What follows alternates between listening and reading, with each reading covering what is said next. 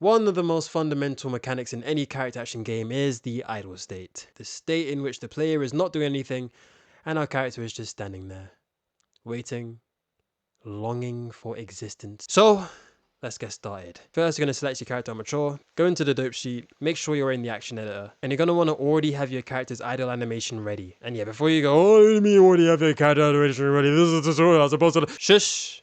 This is not an animation tutorial. But you don't have to worry if you don't already have one, because not only am I giving away this base character model and its armature rig for free, but I'm also giving away all the animations I've made for it for these tutorials as well for free. Steven, man, you gotta be giving away animations of this quality for free. Look, man, this is for the people.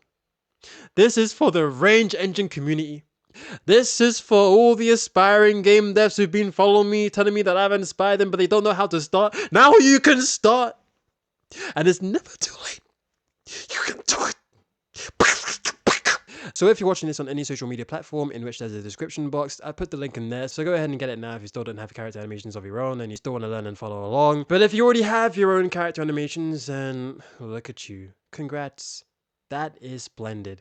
He came prepared. Look at that pat on the head. Bing, bing, bing, bing, bing. So with that being said, now that you have your idle animation, it's time to have your character perform it in the game. So select your armature and go into the logic editor and click here to show the state panel to see all the states. And by default, we're going to have the first state selected. And this is what we're going to need because we're going to have our first state be the idle state. So add an always sensor, since in the idle state, we're going to always want our idle animation playing. Turn true triggering on. Get a Python controller and then add an action actuator, since the action actuator is the one that plays our character's animations. Click here and find your idle animation. Name the action actuator idle, since it's for our idle animation. And then go over into the game properties and add a game property. And then rename this to idle. Change the property type to integer. And in the frame property section of our idle actuator, paste the name of the property in there. The reason why we've done this is so we can have each frame of the idle animation match each integer of our idle property. Meaning if the integer is something like 4, that would mean frame 4 of the idle animation. Turn continue off since we're not going to need that. The start frame is quite obviously going to be 0, since frame 0 is the beginning of our character's idle animation. However, what may not be so obvious is the end frame of the idle animation, which we're going to have to go in the action editor and check. And for me, it is 140. This obviously might be different for you if you have a different idle animation. So go into the timeline and copy the end frame and paste it in the end frame. And then since we want the idle animation to continuously loop, we're going to go into the action playback type and change it to loop stop.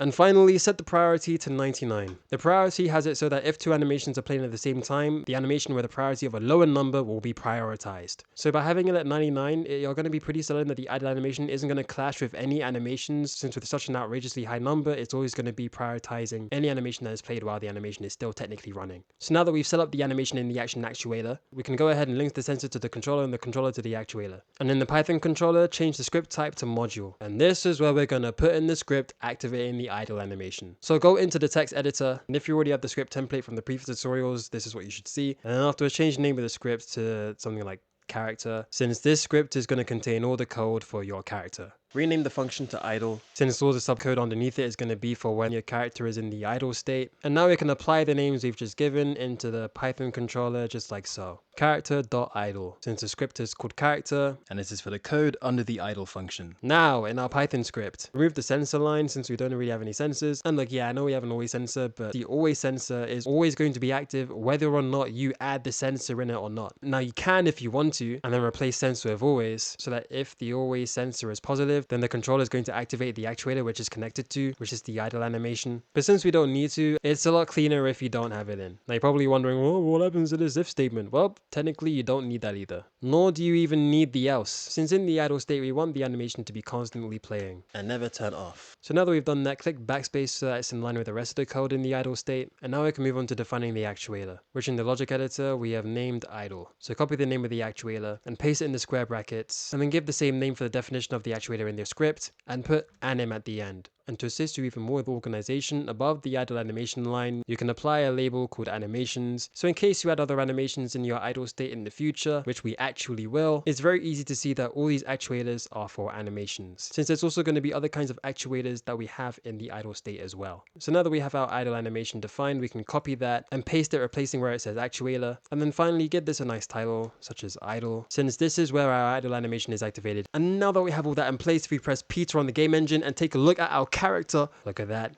He's breathing. He is alive. He is breathing with no nose. I.e., you are done.